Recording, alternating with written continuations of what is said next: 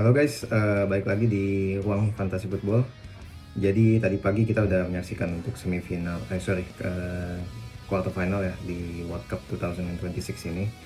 Hasilnya ya nggak mengejutkan sih ya. Dari semifinalis yang masuk itu empatnya adalah top 4 dari ranking FIFA saat ini. Jadi ya untuk kali ini sepertinya harusnya ya kemarin nggak terlalu banyak untuk minus, dan yang harus dilakukan di formasi kali ini cukup untuk ngepick kira-kira yang mana yang bisa untuk dimaksimalkan menuju semifinal dan final. Kita lanjut aja langsung, ini resultnya untuk quarter final. Di tim gue sendiri itu kemarin gue pakai clean sheet, ini ya clean sheet shield. Jadi cukup bagus di clean sheet shieldnya dan menghasilkan banyak poin. Dengan total di quarter final kemarin gue dapat 95 poin. Ya di sini paling cuma ada dua ya yang emang harus diganti, itu Hakimi dan Haaland yang emang udah tersingkir negaranya. Untuk rank gue saat ini sekarang di 86.000 dunia, dan untuk booster ini masih satu maksimum kapten yang belum gue pakai, tapi kayaknya untuk di semifinal ini gue nggak akan pakai shield terlebih dahulu, booster terlebih dahulu, karena ini akan gue simpan untuk ke final. Seperti itu ya. Ini gambaran untuk gambaran untuk semifinal bracket. Di sini itu Prancis akan menghadapi Spanyol dan England akan menghadapi Argentina ya, Inggris. Ini dari empat ini udah kayaknya udah nggak usah ditebak mana yang kira-kira akan clean sheet dan lain sebagainya, karena ini keempat ini emang yang paling terkuat dari peserta di World Cup kali ini. Jadi strateginya paling kita coba untuk menebak aja ya kemungkinan 50-50 di mana dari empat ini yang masuk ke final, dan pun kalau misalnya nanti dia nggak lolos pun akan masuk ke third place atau tiga besar seperti itu. Cuma catatannya kalau untuk tim yang di tiga besar kita harus worry sedikit dari menit bermain pemain-pemain utamanya, karena untuk posisi tiga besar kayaknya nggak yang terlalu mewah dan megah, jadi pasti akan ada rotasi banyak di tim yang masuk ke perebutan juara ketiga seperti itu. Lalu untuk dari projected goal dan clean sheet persen dilansir dari fpljo.com, untuk 4 negara semifinalis yang masuk ke dalam semifinal tahun ini, dan itu ternyata dari Prancis masih unggul untuk nilai projected goal ya, walaupun ini kita bisa lihat sangat kecil untuk projected goal ketimbang kita bandingkan di perempat final kemarin. Poinnya sampai 2, ini hanya 1,63 untuk projected goal, itu sangat kecil. Dan yang kita nggak expect di sini ternyata Argentina yang akan menghadapi Inggris di semifinal ini justru nilainya 1,17, masih tinggi, cuman nggak expect kalau misalnya dia akan menjadi yang paling rendah untuk dari 4 dibandingkan 4 finalis lainnya, semifinalis lainnya.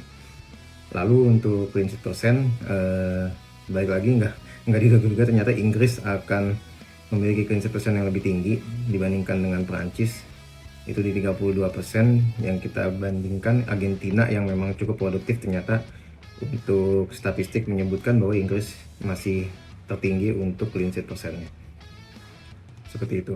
Nah dari projected goal dan clean sheet persen ini kita coba untuk racik tim yang akan kita bawa di match day 7 dan ke-8 alias di semifinal dan final seperti itu.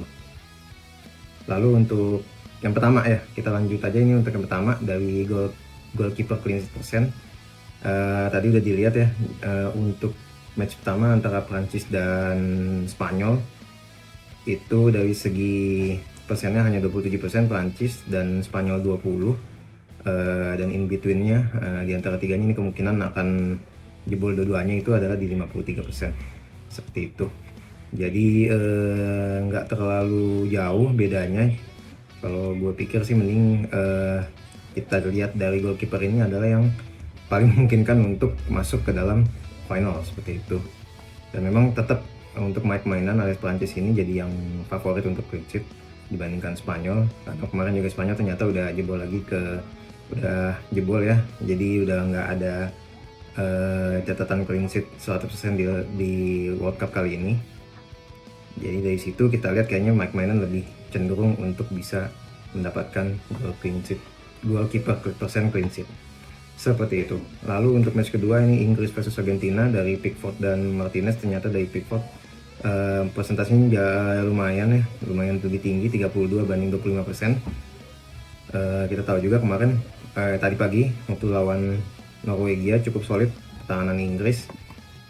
Ada perbaikan dari pertandingan sebelumnya, dan dari Pickford juga penyelamatannya juga cukup gemilang ketimbang Martinez di sini. Balik lagi serangan balik ini defensive masih jadi PR untuk Argentina.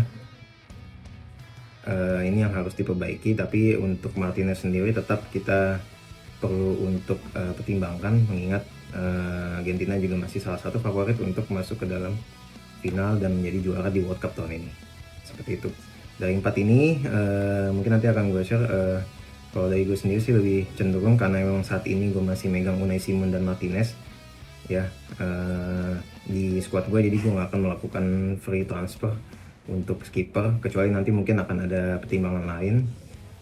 Jadi gue tetap pakai di Unai Simon dan Martinez. Perlu dicatat kalau misalnya kalian milih untuk kiper itu jangan sampai kalian milih yang akan saling berlawanan satu sama lain, seperti itu. Jadi kalau misalnya kalian pilih Prancis, jangan ambil Spanyol untuk kiper keduanya, sebaliknya juga sama. Dan untuk Inggris juga jangan ambil Argentina kalau misalnya emang kalian mengambil Inggris. Jadi salah satu misalnya mungkin bisa Prancis atau Argentina, atau Prancis Inggris. Yang jelas jangan satu pertandingan alias saling bertemu, karena ini kalian akan sulit untuk lanjut ke next tahapnya, seperti itu. Oke, lanjut. Ini untuk defendernya yang akan kita pilih. Untuk ratingnya yang jelas di sini untuk premium pick yang dinilai $5 sampai $6 juta, itu tetap ya Cucurella masih yang terbaik dari defender di World Cup kali ini. Nilainya juga 5,1. Cubarsí, Upamecano, dilanjut dengan Porro dan Laporte, lalu dilanjut Lukadin, Konde, Guehi atau Saliba. Secara umum kalian harus main 50-50 di sini. Entah kalian pilih Spanyol atau pilih Prancis, karena memang keduanya masih yang terbaik. Cuma catatannya di premium pick ini sebenarnya ada Makihi di Inggris, karena menit bermainnya yang udah wajib ya, udah pasti di 90 menit, dan persen clean sheet-nya yang di semifinal ini paling tinggi. Jadi mungkin kalian bisa coba Guehi sebagai opsi, dan agak sedikit lebih murah dan setara dengan Cucurella, dibandingkan dengan kalian harus ngambil semacam Upamecano atau Konde ya, kayak gitu.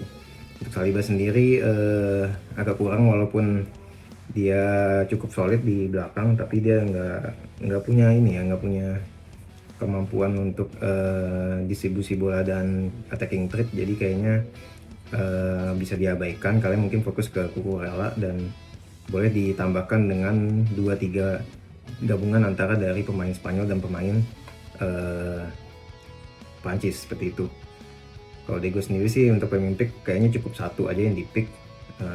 Sisanya mungkin kita akan lanjut ke budget pick, karena untuk di semifinal kali ini, mengingat timnya udah sama-sama kuat, untuk kemungkinan persen clean sheet-nya juga agak sedikit riskan. Jadi lebih baik kita ambil yang dari segi budget untuk kita maksimalkan di attack, dari defender dari midfielder maupun forward, seperti itu. Untuk budget pick yang jelas paling utama itu Lisandro Martinez dari Argentina, itu wajib dengan nilai $4,6 juta, itu sangat worth it, paling murah di antara semuanya untuk yang mainnya reguler ya, seperti itu. Lanjut Romero mungkin bisa jadi opsi, dia juga punya attacking threat di set piece-nya Argentina. Konsa dan Arali juga cukup baik di Inggris. Mereka menit bermainnya juga cukup reguler, kecuali O'Reilly mungkin agak sedikit kita coba pertimbangkan lagi, karena Reece James udah sehat kembali, dan Spence juga kayaknya akan bermain lebih reguler, karena tadi pagi pada saat lawan Norwegia cukup baik, dan juga dia punya attacking threat yang cukup signifikan, seperti itu. Opsi terakhir itu mungkin Molina dan Tagliafico. Untuk Tagliafico sendiri ini karena emang ada cedera dari Medina ya, jadi cukup ngebantu dengan harganya juga cukup murah. Tapi mungkin kalau untuk make sure dari menit bermain di Molina di 4,4 juta dolar itu cukup menjanjikan, dan bisa jadi opsi paling murah, dan bisa untuk kita alokasikan dananya ke midfield ataupun dari forward, seperti itu.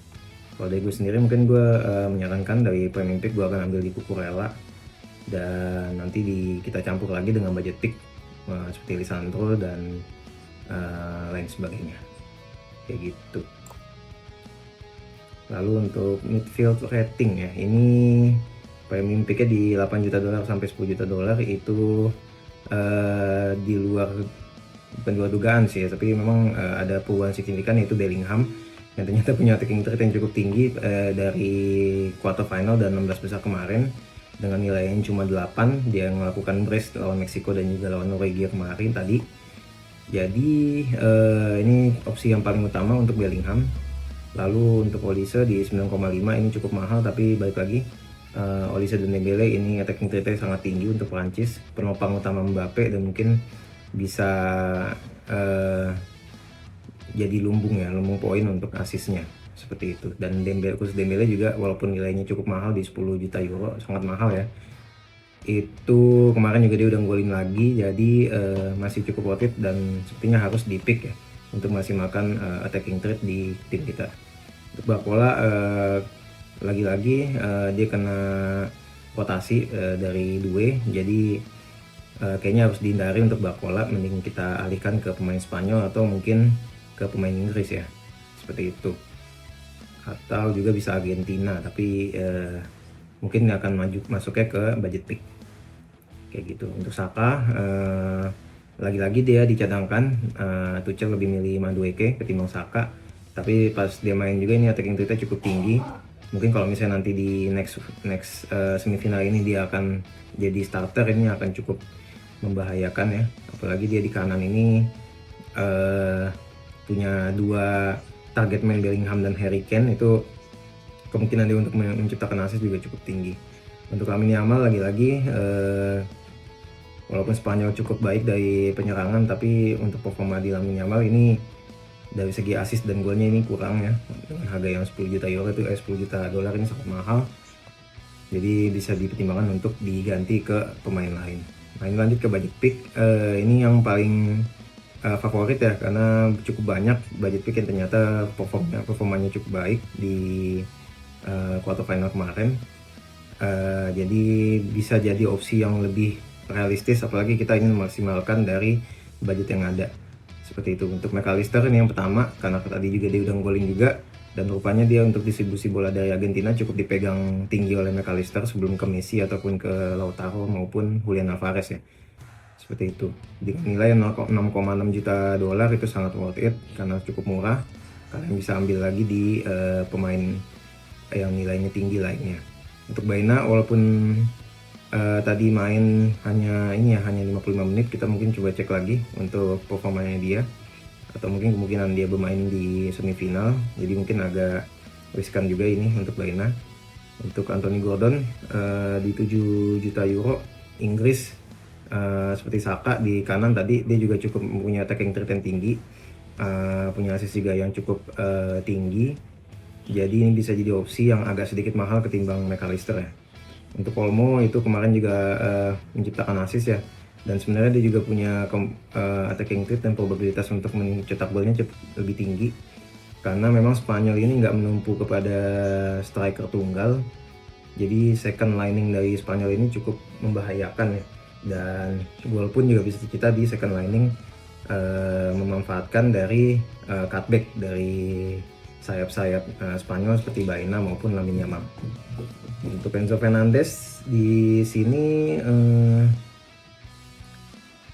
untuk Enzo Fernandez agak sedikit menurun ya untuk di semifinal, dan dia kayaknya nggak terlalu banyak megang bola belakangan ini. Dia lebih banyak untuk cutting dari pertahanan dari Argentina, cuma nilainya juga di 7,5, jadi nggak terlalu wajib untuk punya.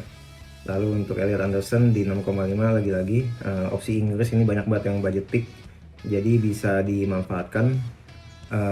Cuman Anderson balik lagi ini dia nggak yang punya attacking rate yang cukup tinggi, jadi ya kalau mau pick Anderson itu lebih ke arah ke defensif ya, ke arah defensif. Dia punya probabilitas untuk mendapatkan tackle one dan lain sebagainya yang cukup tinggi kayak gitu.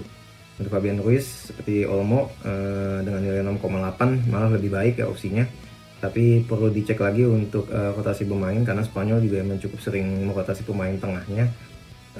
Kemarin ngegolin bukan berarti